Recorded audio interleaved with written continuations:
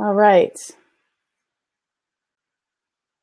All right, well, thank you so much for attending, everyone. This is the first time I've used this webinar software, and I think I've already made a rookie mistake where I chose the wrong screen share option and I can't get out of it. So you're gonna see all my presenter notes along the way, but that's probably just gonna help you anyway. So I will just begin. So basically, if you have any questions throughout this webinar, you can go ahead and use that chat window, or there's a little questions box at the bottom that you can also click into and ask questions. And I'll do my best to answer those, but it might be at the end or throughout the 30 minutes. And yeah, we'll just see what this new webinar software is all about. It's called Webinar Ninja, and it seems to be pretty good. I'm also recording this webinar, and I will send you the link afterwards. So if you want to not have to take notes, you don't need to, because I'll send it all to you in the recording. And so be sure to confirm your email subscription and resubscribe through antennasocial.ca if you didn't. So that would be great. Alrighty, I'll just click right on. So I'll tell you a little bit about me. Most of you, well, I think probably half of you know me, half of you don't. So my name is Christina Adams, and I'm the CEO of Antenna Social. I have been creating online content since way back in 2000, so the early days of the Olympics, the early days of the internet. And that leads me to my next point. I worked for the Olympics for 3 years, and I created the education program's website. So that's probably the biggest career highlight I've had, besides running my own business, which has its own highlights, definitely. So yeah, I'm currently running Antenna, and what we do is we create branded content for social media and online marketing. Oh, you're not seeing slides. Thanks. See, technical glitch already. One sec. Okay, so you can probably see my head and slides now. Is that true? Yes. Okay, let's see. So if I do that, yeah, okay. So, okay, well, I guess you're going to see my lovely face the whole time. Hi, everyone. And my slides will be a bit small. So maybe what I'll do is afterwards, I'll send you the full presentation deck so that you can have the full screen version then. Thanks for your patience with this. This is great. So cool. So online content marketing, let's talk a little bit about that before we get into the 6 best practices of social media. So online content marketing is definitely more effective than advertising. Behind every search, there's someone asking a question, and they're usually asking it on a variety of devices. So it could be their television screen even, or it could be their iPad, their iPhone, their Android, their desktop, etc. So the more you can understand what the questions your audience is asking before you start building your content, the better your content's going to be. So we're in a media saturated world. We're getting messages pushed at us all the time. So it's better to attract your audience rather than push a message to them and interrupt them. So you really need to think about what it is that you can provide to your audience, what answers you can give them before they even know you exist. And you really want to attract your audience rather than interrupt and push messages out to them. So the most important thing with anything in my mind is that a goal without a plan is just a wish. You need to have a plan. So creating specific measurable goals is the first step to creating a plan. Then you need to really look at your target audience. And you'll hear me talk a lot about target audiences because that's really where the key successes you're going to get out of social media is if you know your audience. So a lot of people will say they have a specific audience, but it's actually quite a big audience that they have in mind. So take your audience and actually niche it into segments. Think about different age ranges and what they're interested in, and focus a little more on the lifestyles, behaviors, their interests, their likes, their dislikes, less on gender, ethnicity, and demographics. Those are getting old-fashioned now. People are so unique, and we want to target them where they're already interested, and that's going to actually make them more interested in your content and your brand. So that's just a little bit about the strategic marketing plan. I'll do a webinar on that sometime in the future because I could go on just about the strategic marketing plan. What we're going to talk about today is the 6 steps to growing and nurturing your community. So the very first step, and I'll just summarize these right now, and then I'll go through each one in detail and give you some examples of each one. So the very first step is to create a destination. So you want to have a place where your visitors can take an action. And like I said, I'll give you some examples in a minute. The second most important thing is to create brand recognition. Make sure that your brand is consistent all across all your social networks and platforms.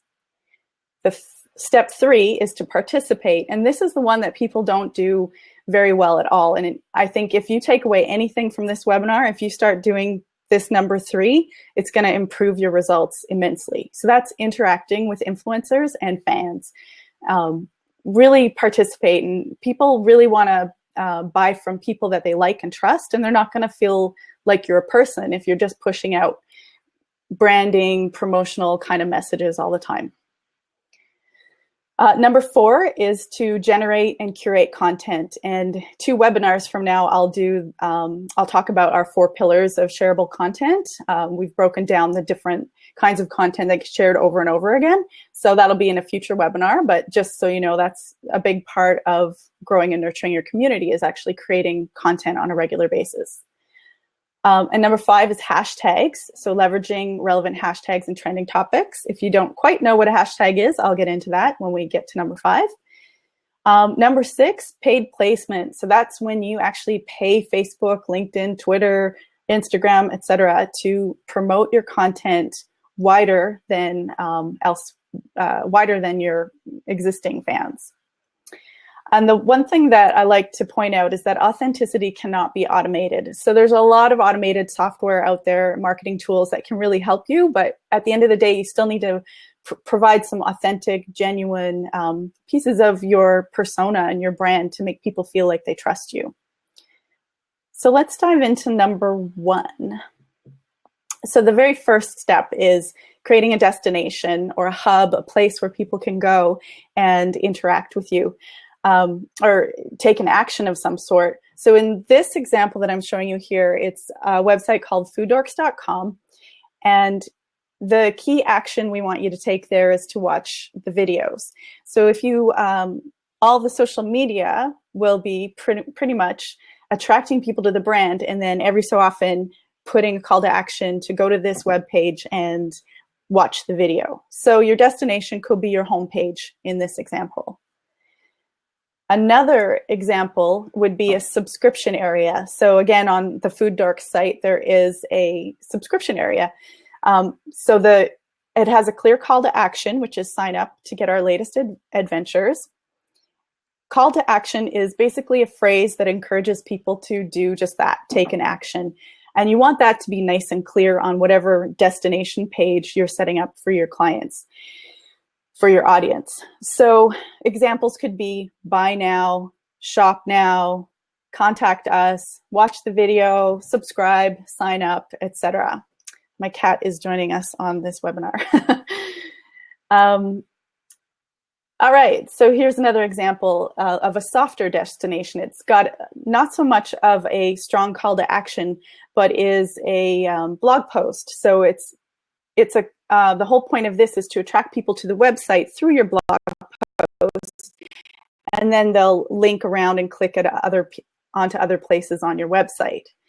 So all the social media for this particular campaign was to drive to this blog post and then hopefully encourage people to sign up to be a member in a soft, non-direct way.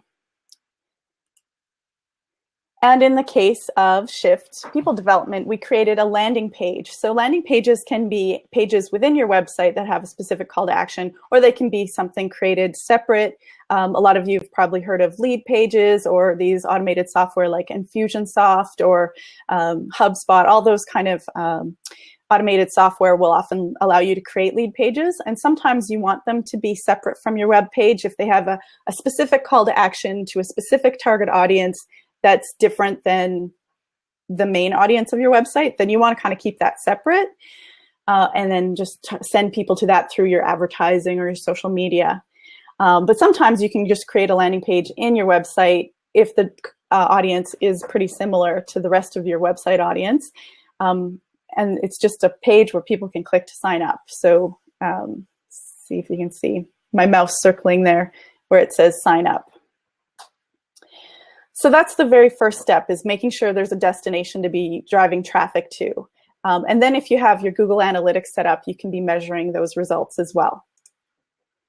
So take a minute to think about either your brand or your business or a brand that you're working with, and see what do you want your visitors to do? Do you want them to shop? Do you want them to subscribe? Do you want them to sign up? Do you want them to contact you or book now?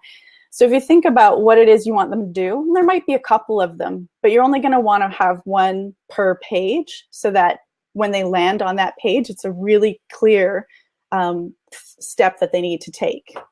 And when they take that step, that's called a conversion. And you'll often hear that in marketing speak. So yeah, send your visitors to a destination that has a clear call to action. So having a consistent look and feel, a consistent brand, is also very important. So if someone finds you on, say, Twitter one day and they really like your content, they might not remember where you came from. They might not remember your brand. But then if they found you again on Facebook another day and they're like, oh, I really like this content, this brand, this person, this persona is starting to look familiar. But then they see you again like a third time on your website. And then they'll start to link, oh, those three are all the same brand, putting out that same type of content that I really like. But if all three spots looked a bit different, they might not get that recognition. So having it consistent across all platforms just helps to get that brand recognition sooner and faster, and gets people to know you well. And things that you need to keep in mind when you do that is, keep in mind your logo should be prominent and clear. Images should have a similar look and feel. So think about the way you're using lighting and color saturation, even like the color palette in the photos. If they're all nice and consistent and you're using them on all your platforms in the same way, then that just starts to just become your persona, and people will recognize that elsewhere. Having the same overall tone of voice is a great idea as well. Of course, you might need to shift it a little if you're, say, on Snapchat versus LinkedIn, but you can have the same overall tone of voice, but it's just like a slightly different version of it. So think about whether your brand is represented consistently, and maybe take a few notes about what you need to do to update your brand. Any questions at this point? Okay, I'll just keep chugging along. I don't see any questions. Okay. So step 3, participate. So again, this is the only thing you take away from today's session, it will definitely help you a lot. So the first step is in the step 3 is customer service. Just simply by paying attention to your fan interactions on Facebook, Twitter, Instagram, YouTube, wherever, and you're responding to them, you're just adding a level of customer service, and that's going to enhance your potential customers' experience overall. So that's just a very simple reason why you should be doing that. It's also a good reason to be on social networks. If you're afraid to go on there, you probably have customers who are already out there looking for you and trying to like call you, but getting no answer. So be there and be sure you're answering their questions. But influencers is really the key way to grow your social networks. So figure out who are the public figures, the large brands, the other organizations out there that already have a large following that's similar to your, and start interacting with them. Start engaging with the other thought leaders in a similar field as you. And that way their audience will start seeing your brand showing up in the comments, and be sure to add value. So I always compare it where you're in say a workshop, and there's always someone putting up their hand. you always remember that person. But if they're putting up their hand and saying something annoying just to hear themselves speak, and not adding value, you remember that person negatively. But if whenever they put up their hand, they're adding value to the overall group, you remember them positively. So the same exact thing happens on social media. So definitely post on other people's comment on other people's posts, but also keep in mind that what you're commenting should be adding value to the full conversation. And then you'll be attracting people to your brand as well. So influencers is a big thing. So think about who the influencers might be for your brand. Some of this will take some research, but some of it you'll already know because you're an expert in your area. So you'll already have an idea of who's in the top thought leadership in that area. So consider that, think about that, and take a minute to write down some people who you need to start following and interacting with and building a relationship with too. Because that's what it's all about, really, at the end of the day. You're building relationships. So step 4 is to generate and curate content. So like I said, coming up on August 30th, I'll do a webinar specifically about the kinds of content that's shareable. But just to say that what you need to do now is start mapping out the kind of content you want to be posting on what social network. I use a tool called Hey Orca, which is really great, built here in Newfoundland, Canada. And it's spelled HEYORC.com or .ca. You can Google it. Anyway, they have this great tool where you can schedule your content all through the whole week for most of the social networks. And it can really help you plan to what days you should be posting your blog post and what days you should be sending out your email blast and that kind of thing. So plan your content. It's really key.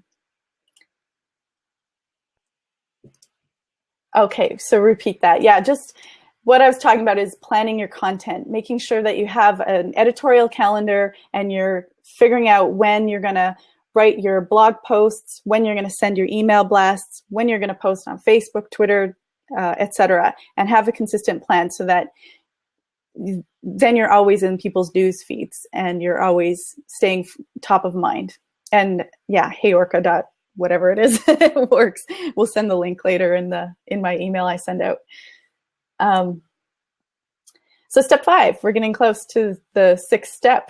So step 5 is hashtags.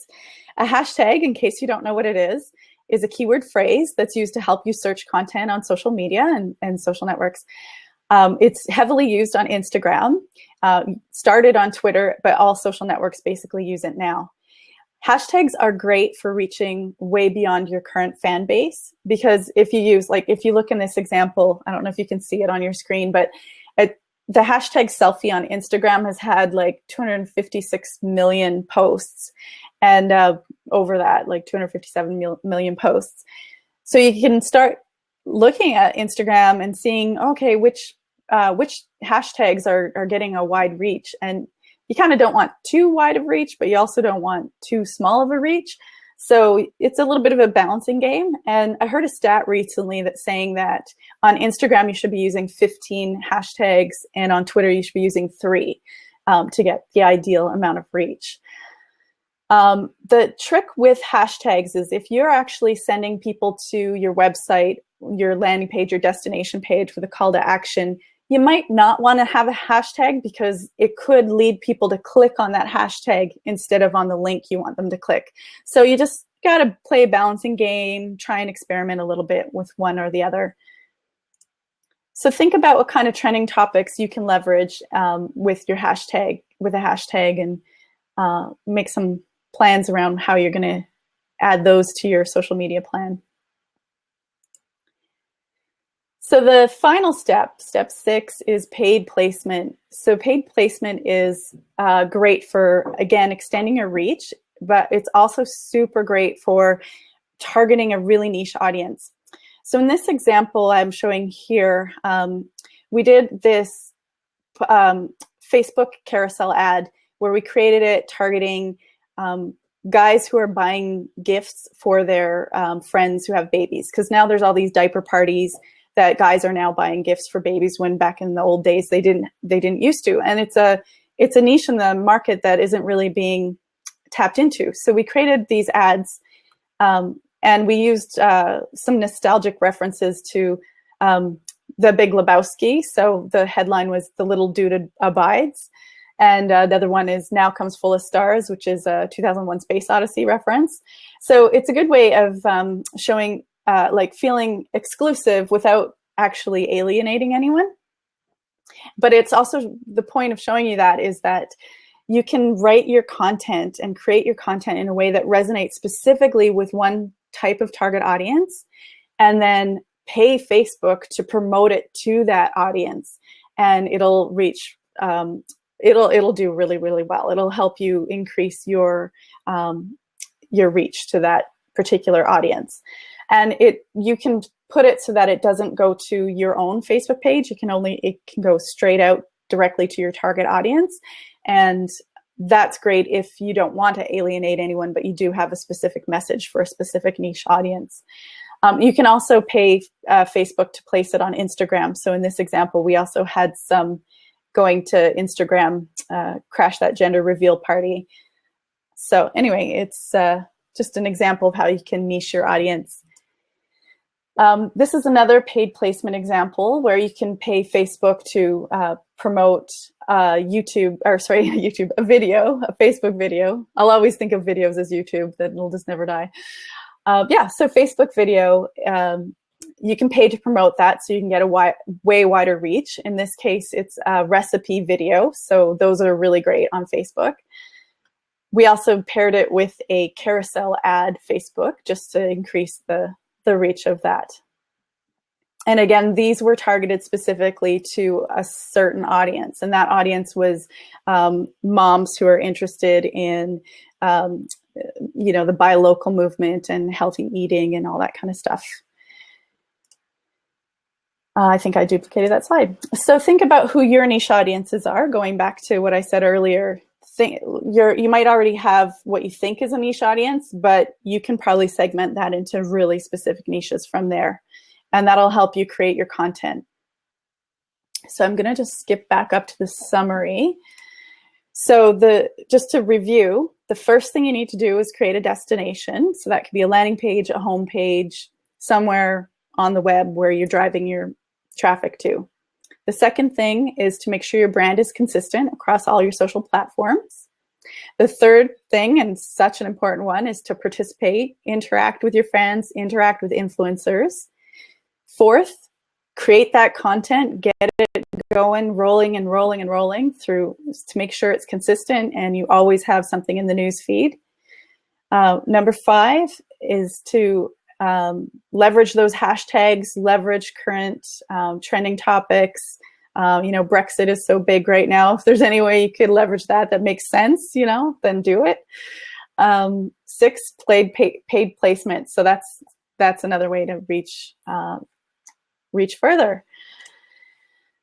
So that's it. Thanks so much for joining me. And what I'll do now is I'll email everyone with tips from this webinar, the link to the archive, upcoming webinar schedule, and then I'll have a few special offers. And I'm also going to be offering a course in the fall. So I'll let you know when pre-registration starts for that. I'll put that in the email as well.